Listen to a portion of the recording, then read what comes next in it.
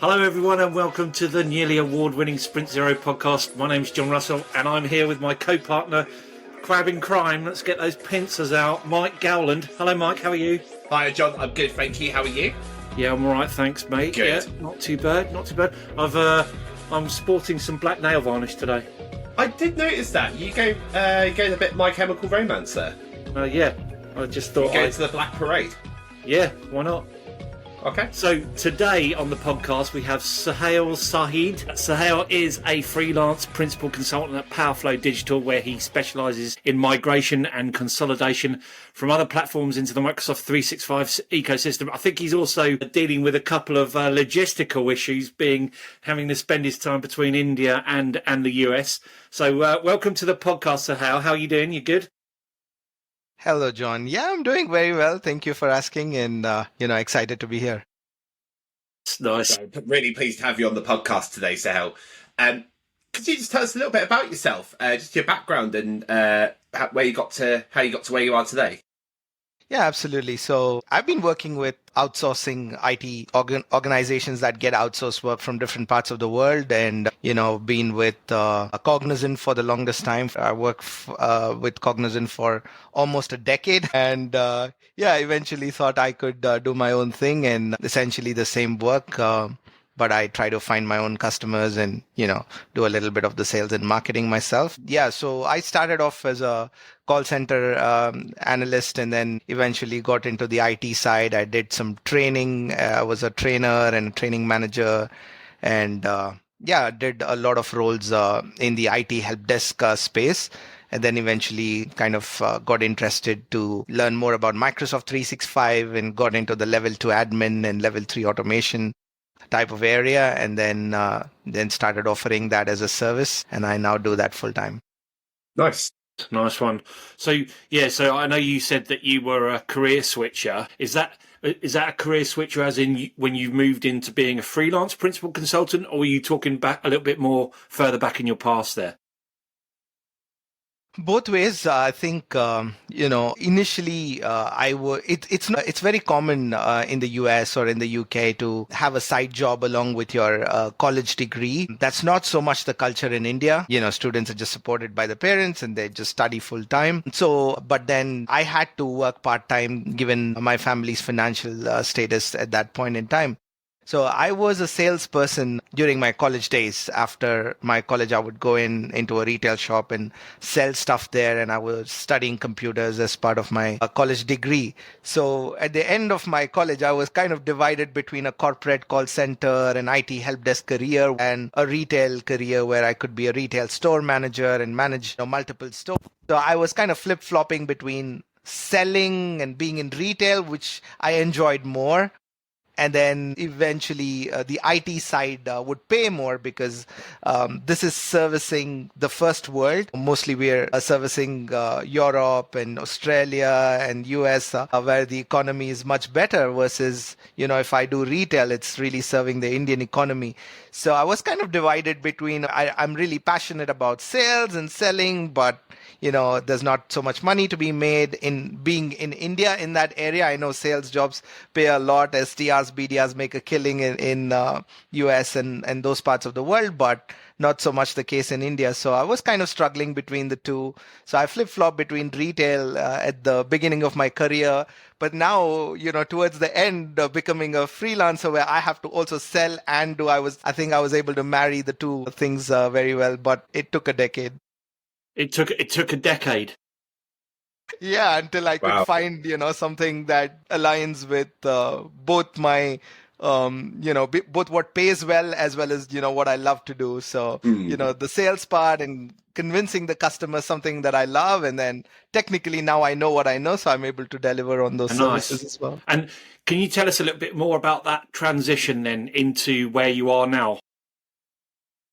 Yeah, so, when I first started, I joined in an IT help desk for Dell, and that had a little bit of selling involved, but then I got the role as a store manager in a retail store. Then I jumped to that job, and then I sold again for a year full time. After my degree, I played the role of a retail store manager for a year, but then I realized that this person who had employed me knew me from my part-time jobs, and he kind of had confidence in me and knew me at a personal level, but if I was just going to apply to jobs, then they wouldn't recognize me as somebody who could be a store manager, because I was very age driven in India. So if you have to be a store manager, you need to be a certain age to kind of have that age driven hierarchy. So I wasn't getting anywhere in retail if I had to apply outside of my immediate network. So I then transitioned back to the corporate world, and I worked, but then I wasn't able to get back into IT. So I got a job with the Citibank customer service, which was for a bank. So just about, my credit card is stolen, what's my balance, that sort of stuff, which wasn't very interesting. So I did that for about a year, and then, I joined Cognizant at that time, and I joined for a non-IT help desk in the beginning. That's the role they had open. So it was just for a supermarket chain. I say, hey, my taps are leaking and that kind of stuff, right? My AC is not working, my fridge is high temping, and send me a technician. So it would just be like a 90-second call. You would just find out what it is and send a technician. That's all you would do. Send technician. It was like 150 calls a day. It was like mad. Then I managed to transition to the IT help desk side of the same business. And from IT help desk, I was then became more of a escalation supervisory calls. I was taking those calls. And then eventually I was made the trainer. So I was training any new hires that would come into the help desk. And then I was also had the opportunity to travel to Australia at the client location to just, they had a rotational program to get people on there to, really understand what how these problems impact them, right? So we would go to store visits and find how a liquor store that only has 2 registers, peak Sunday time, 1 register goes down, how the store manager panics, and got that real feel of, the business impact and how these things impact the business. So that was very helpful. That was 1 year well spent. I loved my time in Sydney. It's a beautiful city. And then after I came back, I did more of those trainings, etc. And then after that, I kind of got promoted into a help desk team leader. So I was leading a team of 15 people for an account. And then eventually I was promoted as a operations and delivery manager. So that meant not just help desk, there was a server team, there's a backup team, storage team, all sorts of infrastructure teams. And that's when I kind of felt, so far all my leadership and my skills was based on my knowledge. I was like the SME leader. And now I have to lead teams where I had no idea about like servers. I had no idea about like how backups work, etc. So at that point, it felt a little bit more clerical, where I just have to put together a sheet and do a checklist and create presentations. And I just didn't enjoy that type of work. So that's when I'm like, okay, if I do this for long, I'm going to forget my technical skills. This is just a project management type of role. So then I thought, okay, I'll probably do something as a hobby and just keep my tech skills sharpened. So I listed myself as a Microsoft Teams trainer. So just showing users adopt Microsoft Teams, how to use it. So that's how I started. And then people started asking, can you migrate us from Google to Microsoft, just based on what were the common customer asked. Then I started reading about it, and I would just set up some test tenants, do some sample migrations, and okay, now I can offer these services, and eventually started expanding. And now we offer a lot more than what we started with. We do migrations. We have a help desk for small businesses, and lots of other. I think we should just. Yeah, so when I was promoted as a delivery operations manager and I had to manage and lead on topics that I'm not a subject matter expert in, it felt a little unnatural for my style, and it felt a little bit more clerical, just keeping track of Excel sheets and things like that. So I thought, why not keep my tech skills sharpened? So I started offering trainings on the side, Teams, just how to use Teams. And then eventually, when I started getting a few customers, and then new customers started asking for more things, can you migrate us from Google to Microsoft? And so many related requests came through, and I just started learning those things on the go and started offering those services. I just got a question. I just want to circle back to something that you mentioned. I think it was like right at the very start of your career around retail. Yes. And about being a retail manager and not being old enough to be a retail manager, or not being the right age to be a retail manager. Could you just tell us a little bit more about that? Is that sorry, part of the culture in India?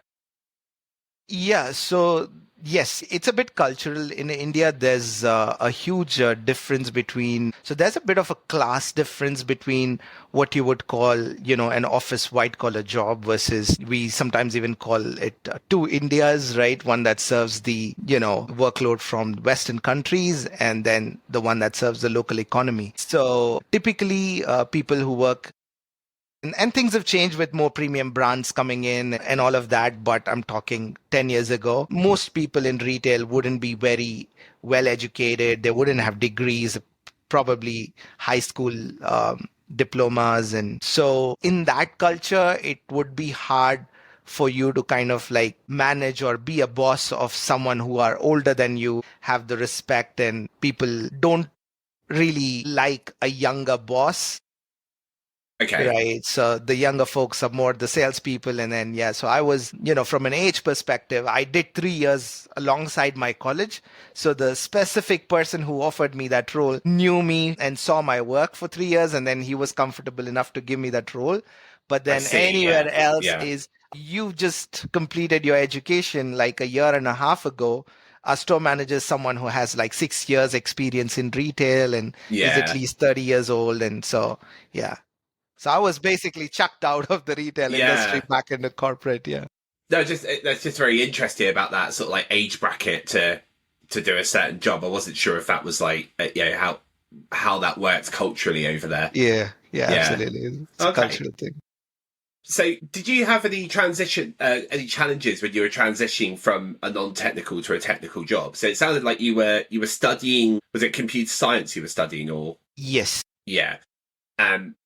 You went from your sort of like retail banking job, and then you started to move. You went through customer service. It always feels like that was your pathway into tech, was through customer service. You did non-technical customer service. Well, I mean, not non-technical, but Yeah. non-computer related Correct. customer service into IT help desk, and then was that your trajectory into where you are now? Yeah, partially, yes. That's how I was able to get back into IT because, the call centers are, next to each other. And the same account that I service in the same customer with Cognizant, they had a non-IT and an IT help desk. So Right. they were kind of sitting next to each other and they kind of saw the potential and got me in there. But from a background perspective, I did study computers in college. It happened to be a bad time. I completed my degree in 2009. That was the recession year.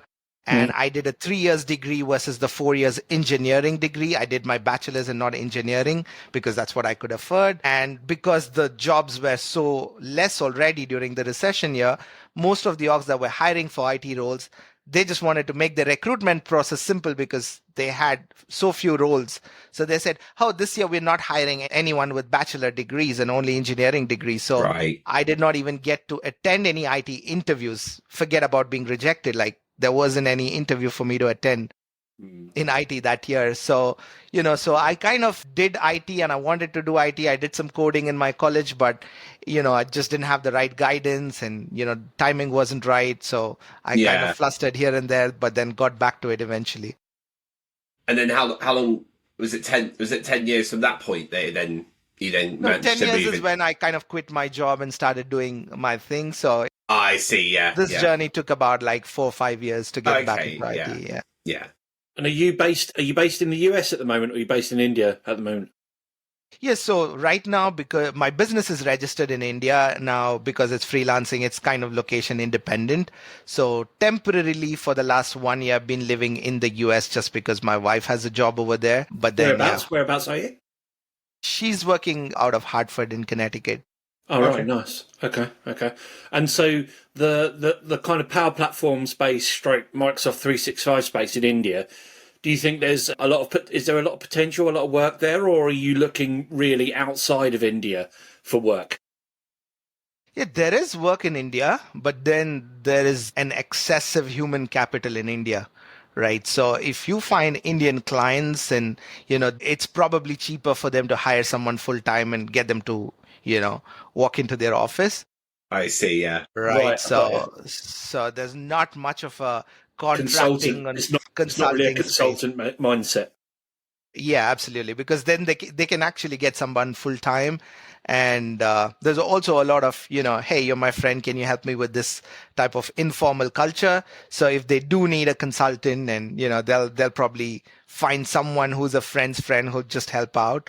So yeah, it's not a big space for consulting. Although there are companies who do well where there's a little bit more complexity, like Dynamics 365, etc. There are some successful companies for Dynamics 365, Zoho, etc. And they service Indian clients, and they do make quite a good amount of business. Microsoft 365 is a little bit more simplistic, so they would rather just spend some time and try and do it themselves or hire someone full time for it.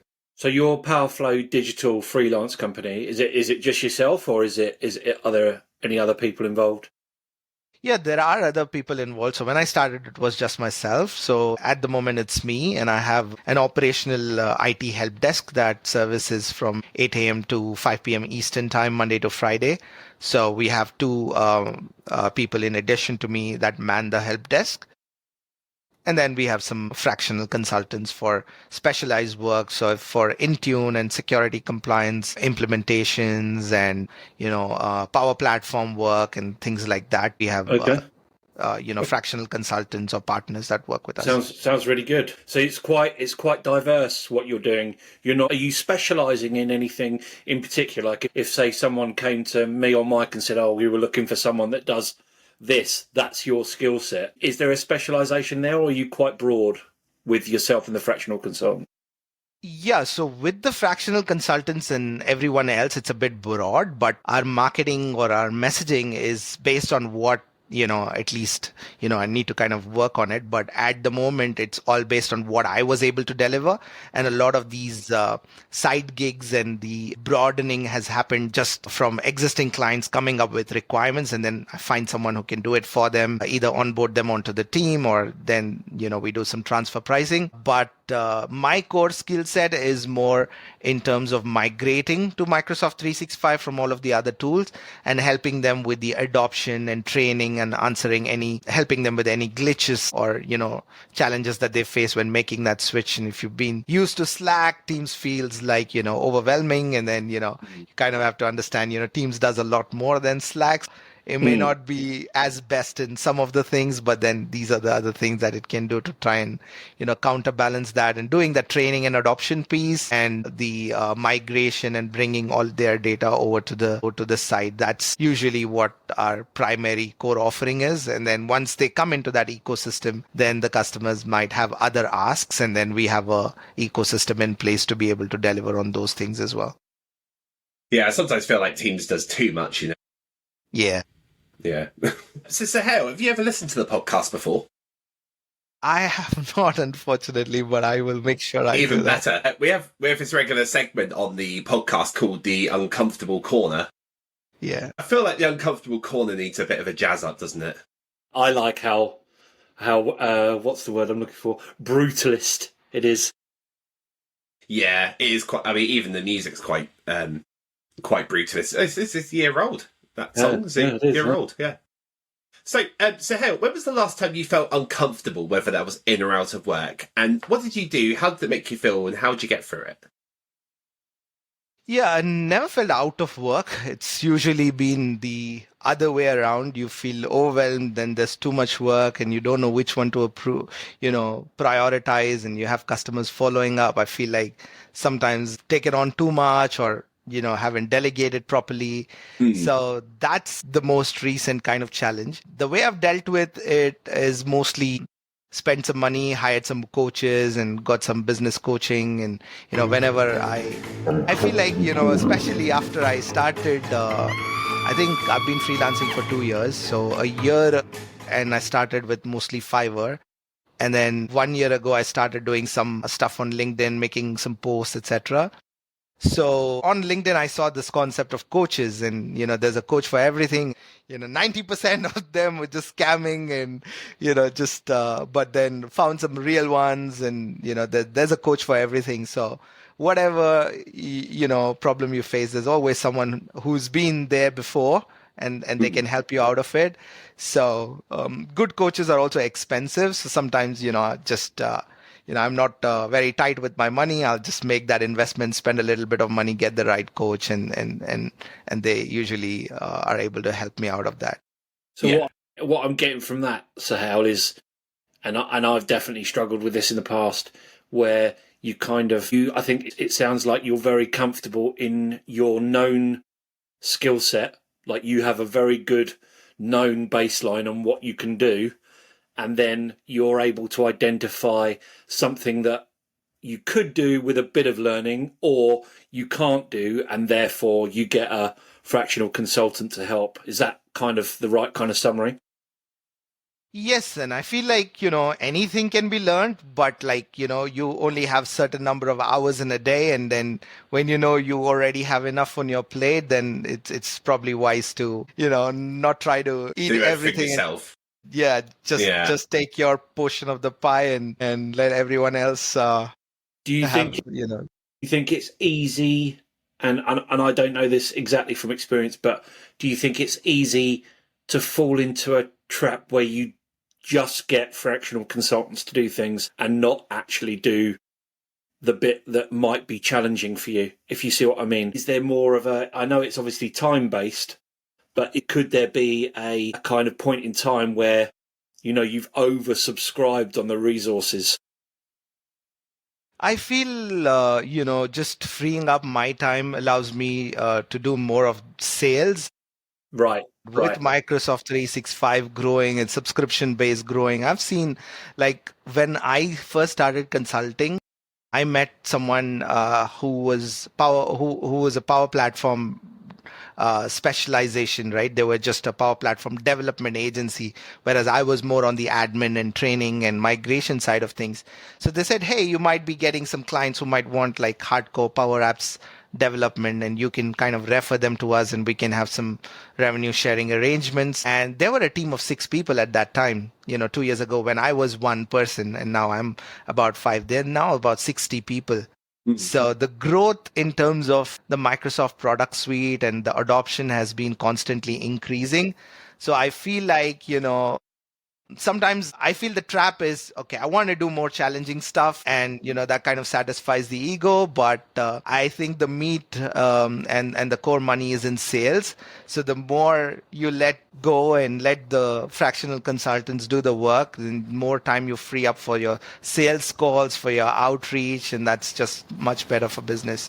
I suppose the dynamic's different when you're, because it's your business. You have to make those sales calls. You have to carve out time to almost do everything, right? Especially in a smaller business. Yeah. And I feel like, out of everything that I can do, sales is the one, the time spent on sales has the highest ROI. Yeah. And I feel I do less. I feel I actually do more, and I should just, let go of things and just let my team handle it. Sometimes I feel, this is probably more complex. And sometimes when I'm really busy and the customer's constantly following up and I say, hey, can you handle this for me? And I've not even given context, but they've been able to get on the call, get the context from the customer and actually solve it. So, sometimes I tell myself, you're not as smart as you think you are. Your team is capable of doing stuff. And, just let go. And that's just good for business. Yeah. But I guess that's the technical person within you that finds it hard to let go of doing the technical things because that's what you enjoy.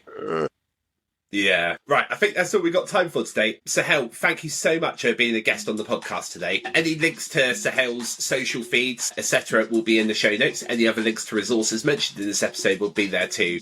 Music today was provided by our good friend Ken Luckfit. You can find his music on Spotify, the link to which you can find in this episode's show notes. Be sure to subscribe to the podcast so you don't miss the next episode. And if you're really enjoying the podcast, please give us a review on your chosen podcast platform. Thank you. This has been Sprint Zero. We've been John Russell. Say goodbye, John. Bye. See you later. Suhail Sayed. Say goodbye, Suhail. Goodbye. Thank you for joining. And I've been Mike Gowland, and we'll see you in the next episode. Love you, John. I love you, Mike. See you later, mate. See you later.